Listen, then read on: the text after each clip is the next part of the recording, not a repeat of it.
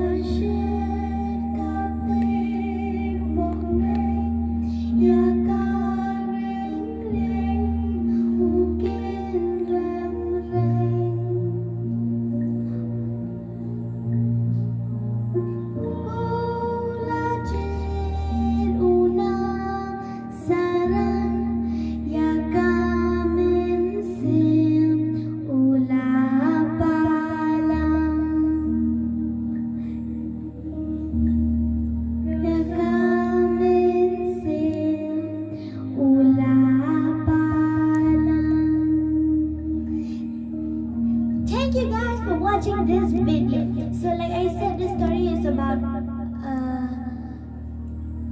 deer. It got shot while